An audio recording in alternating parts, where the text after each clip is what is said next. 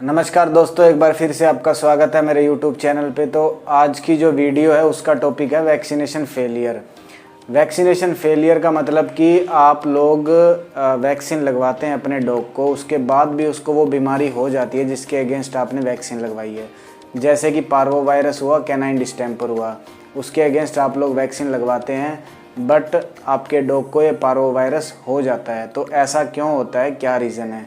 जो pet owner है वो इस चीज़ से काफ़ी परेशान है, क्योंकि वो एक तो अपना टाइम इन्वेस्ट कर रहे हैं, दूसरा अपना पैसा इन्वेस्ट कर रहे हैं इस चीज़ के अंदर, और उसके बाद अगर उनके डॉग को ये जो बीमारी है वो हो जाती है तो उनका जो सेंटीमेंट है वो भी हर्ट होता है।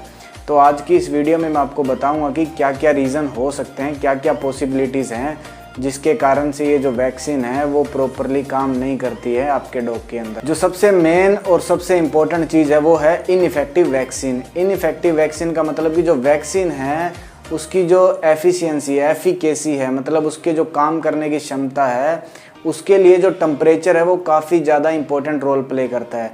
अगर आप वैक्सीन को प्रॉपर तरीके से स्टोर नहीं करते हैं, उसका जो टेम्परेचर है वो मेंटेन नहीं करते हैं, तो वैक्सीन है वो अच्छे से काम नहीं करेगी। तो ये किस केस के अंदर होता है? तो आप लोगों ने नोटिस किया होगा, जो डॉक्टर्स हैं वो वैक्सीन लगाते हैं तो वो रेफ्रिजरेटर से, वो फ्रीजर से वैक्सीन निकालते हैं, उसके बाद ही विदिन 1 मिनट वो आपके डॉग के अंदर वैक्सीन लगा देते हैं। तो ऐसा वो इसीलिए करते हैं ताकि जो उसकी जो कोल्ड चेन है, वो टेम्परेचर है वो वैक्सीन का वो मेंटेन रहे। बट आजकल क्या होता है, काफ़ी लोग हैं जो ऑनलाइन शॉपिंग करते हैं, ट्रेंड में चल रहा है, तो कुछ लोग हैं वो ऑनलाइन अमेज़ॉन से या कहीं से भी है वो वैक्सीन को ऑनलाइन ऑर्डर करते हैं। तो जो शिपिंग के टाइम है, हमें नहीं पता कि उन्होंने जो वैक्सीन है उसको प्रॉपर तरीके से उसका जो टेम्परेचर है वो मेंटेन किया है नहीं किया। तो मे बी वहाँ जो टेम्परेचर है वो ज़्यादा हो गया हो, तो उसके कारण से वैक्सीन की एफिशिएंसी है वो घट जाती है। उसके बाद अगर वो वैक्सीन आप अपने डॉग के अंदर लगवाएंगे तो उसका कोई यूज़ नहीं है। मैं ये नहीं कह रहा कि 100% ऐसा होता है, but there is a possibility, क्योंकि हमें नहीं पता कि वो कोल्ड चेन को मेंटेन कर रहे हैं या नहीं कर रहे। दूसरा इसका रीज़न, कई लोग क्या करते हैं, पेट शॉप से या मेडिकल शॉप से वैक्सीन है वो ख़रीदते हैं और अपने घर ले जाते हैं और किसी अनऑथराइज्ड या खुद ही अपने डॉग को वैक्सीन लगा लेते हैं जिनको इंजेक्शन लगाना आता है। तो ऐसा करने में, जैसे उन्होंने वैक्सीन ख़रीदी है उसके बाद वो घर जा रहे हैं, तो 20 मिनट, आधा घंटा, जितना भी टाइम लगता है उसके अंदर वो टेम्परेचर है वो वैक्सीन का बढ़ जाता है, वो कोल्ड चेन है वो मेंटेन नहीं होती है। उसके बाद अगर वो वैक्सीन लगाते हैं तो उसका भी कोई फ़ायदा नहीं है। तो अब आप लोग इससे कैसे कोप अप कर सकते हैं? तो जब भी आप लोग वैक्सीन लगवाने जाएं तो ये चीज़ आप ज़रूर नोटिस करें कि जो वैक्सीन है, जो डॉक्टर है उसने वैक्सीन को रेफ्रिजरेटर से निकाल के ही आपके डॉग के अंदर लगाई है। और उसके बाद जो दूसरा मेन रीज़न है वो है इम्प्रॉपर वैक्सीनेशन। इम्प्रॉपर वैक्सीनेशन का मतलब कि आप लोग वैक्सीन का जो शेड्यूल है उसे फॉलो नहीं करते हैं। आप लोग फर्स्ट डोज को टाइम पे लगवाते हैं, सेकंड डोज के टाइम आप लोग बिजी हो गए हैं, आपको कोई भी काम हो गया हो, उसके कारण से वो डोज है वो मिस हो जाती है। तो ऐसे इम्प्रॉपर वैक्सीनेशन के कारण भी ये चीज़ हो सकती है। और तीसरा इसका कारण है कि जो डॉग है, डॉग की हेल्थ। जब आप लोग वैक्सीनेशन करवाने जाते हैं तो आपका डॉग है वो हेल्थी होना चाहिए, एकदम एक्टिव होना चाहिए, उसकी जो फीडिंग है वो भी प्रॉपर तरीके से सही होनी चाहिए। अगर आप लोग का जो डॉग है वो मान लो उसके वॉमिटिंग या डायरिया या उसने खाना पीना कम कर रखा हो या बंद कर रखा हो, उस केस में आप लोग वैक्सीन लगवा लेते हैं, तो जो डॉग है उसकी बॉडी है वो पहले से ही, उसका जो इम्यून सिस्टम है वो वीक है, क्योंकि उसके अंदर वॉमिटिंग, डायरिया या कुछ भी ऐसी डिजीज़ कंडीशन हो गई है। तो अगर आप लोग वैक्सीन उसी टाइम पे करवा लेते हैं तो आप लोग अपने डॉग को ज़्यादा स्ट्रेस दे रहे हैं, तो उसके कारण से उसका जो इम्यून सिस्टम है वो अच्छे तरीके से काम नहीं कर पाता, उस जो वैक्सीन है उसके अगेंस्ट एंटीबॉडी नहीं बनती हैं।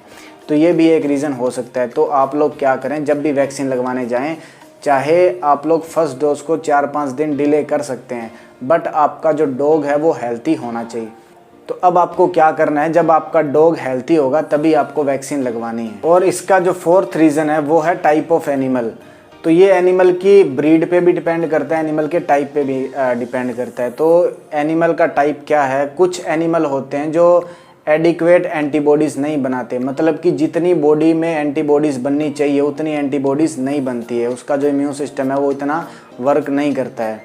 और दूसरी कैटेगरी के डॉग हैं वो है स्लो रिस्पॉन्डर। स्लो रिस्पॉन्डर का मतलब कि ये वो डॉग हैं जो एंटीबॉडीज़ बनाएंगे, पूरी एंटीबॉडीज़ बनेगी, बट वो एंटीबॉडी बनने का जो टाइम पीरियड है वो ज़्यादा हो जाता है, वो स्लो, वो धीरे धीरे उसका जो इम्यून सिस्टम है वो काम करता है। और तीसरे डॉग आते हैं नेवर रिस्पॉन्डर। नेवर रिस्पॉन्डर का मतलब कि आप लोग वैक्सीन दे रहे हैं बट उनके जो डॉग का इम्यून सिस्टम है वो बिल्कुल भी काम नहीं करता है उस वैक्सीन के अगेंस्ट, तो कोई भी एंटीबॉडीज़ नहीं बनती हैं। तो ये चीज़ तो हम लोग देख के नहीं बता सकता, इवन कोई भी देख के नहीं बता सकता कि कौन सा एनिमल है वो स्लो रिस्पॉन्डर है, कौन सा नेवर रिस्पॉन्डर है।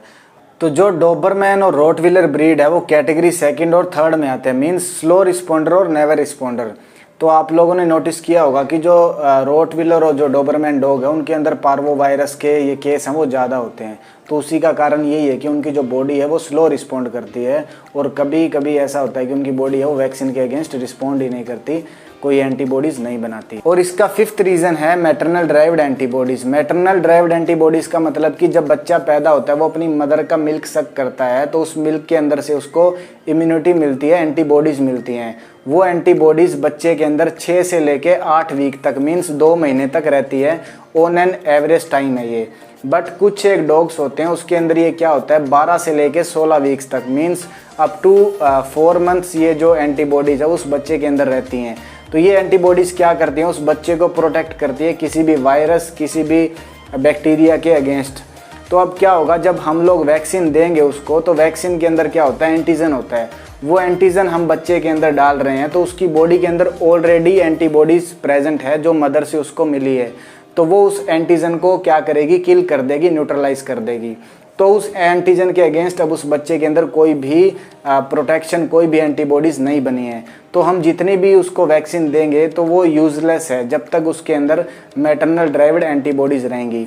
और ये हम लोग देख के नहीं बता सकते कि उसके अंदर मैटरनल ड्राइव्ड एंटीबॉडीज़ है या नहीं है।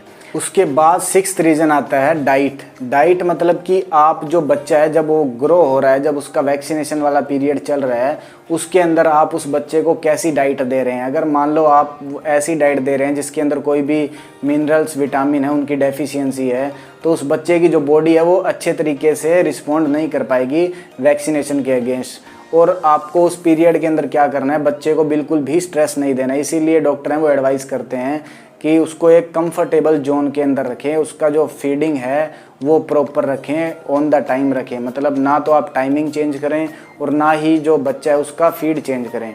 तो ऐसा अगर आप लोग सडन फीड भी चेंज कर देते हैं तो उसको लूज मोशन, डायरिया वगैरह हो जाता है और उसका इम्यून सिस्टम है वो वीक चला जाता है। तो आप लोग को क्या करना है कि जो जब तक आपके जो डॉग है उसकी वैक्सीनेशन हो रही है यंग एज के अंदर, पप्पी के अंदर, तो उस टाइम आप उसको बिल्कुल भी स्ट्रेस ना दें, उसकी डाइट वगैरह भी चेंज ना करें, क्योंकि ये भी वन ऑफ द रीज़न है जिसके कारण से जो वैक्सीनेशन है वो प्रॉपरली वर्क नहीं करती हैं। और आप बिल्कुल हेल्थी डाइट अपने बच्चे को दें। उसके बाद जो नेक्स्ट रीज़न है वो है कि आपका जो सराउंडिंग एरिया है उस एरिया के अंदर कितने अनवैक्सीनेटेड डॉग हैं। अब मान लो आपने अपने डॉग को वैक्सीनेशन करवा रखी है बट आप सुसु पोटी के लिए आप अपने डॉग को बाहर लेके जा रहे हैं और जो आपका सराउंडिंग एरिया है वहाँ पे बहुत ही ज़्यादा स्ट्रे डॉग्स हैं, गली वाले डॉग्स हैं, तो उनकी वैक्सीनेशन वैसे नहीं होती है। तो क्या होगा, जो वायरस है वो वायरल लोड है वो ज़्यादा रहेगा और जब आपका जो डॉग है बाहर जाएगा तो वो मान लो जो डॉग का यूरिन है उसको स्निफ करता है, तो उस तरीके से क्या होगा, वो वायरस है आपके डॉग के अंदर चला जाता है। तो वायरल लोड ज़्यादा होने के कारण आपके डॉग के अंदर ये जो वायरस की दिक्कत है वो आ जाती है, जैसे पार्वो वायरस और कैनाइन डिस्टेंपर वायरस। तो ये भी डिपेंड करता है कि आपके आसपास के जो कुत्ते हैं वो वैक्सीनेशन उनकी हो रखी है, नहीं हो रखी। तो ये तो थी सारी पॉसिबिलिटीज़ कि किन किन कारण से जो वैक्सीन है वो काम नहीं करती हैं। तो अब आपको माइंड में क्या रखना है कि जब भी आप लोग वैक्सीन करवाने जाएं, जो आपका बच्चा है, जो आपका डॉग है वो हेल्थी होना चाहिए। दूसरा कि आप लोग जहाँ से भी वैक्सीन लगवाएं सेम ब्रांड की वैक्सीन आप लोग यूज़ करें।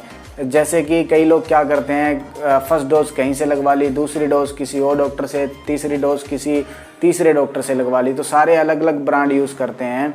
तो ऐसा करने से भी ये प्रॉब्लम आ जाती है। और उसके बाद आपको एक चीज़ है वो माइंड में रखनी है कि कोई भी वैक्सीन ऐसी दुनिया में नहीं है जिसकी एफिशिएंसी 100% हो। Means there will be always chance कि आपका जो डॉग है उसके अंदर इन्फेक्शन हो सकता है, जैसा कि हम लोग के अंदर हो रहा है। कोरोना की वैक्सीन लगवाने के बाद भी लोगों के अंदर कोरोना आ रहा है बट सिम्टम्स हैं वो कम होते हैं, सीवियरिटी है जो वो लेस होती है। तो यही केस है डॉग्स के अंदर। अगर आपने प्रॉपरली वैक्सीनेशन करवा रखी है, अगर इन केस कोई बीमारी आ भी जाती है तो आपका डॉग है वो मतलब सीरियस कंडीशन नहीं होती है, उसकी सीवियरिटी है वो बीमारी की वो कम हो जाती है। तो ये थी आज की वीडियो। आई होप कि आपको वीडियो अच्छी लगी है तो इसे लाइक करें, शेयर करें। अगर आप लोग चैनल पे न्यू हैं या अभी तक आपने चैनल को सब्सक्राइब नहीं किया तो चैनल को ज़रूर सब्सक्राइब करें। Thank you for watching.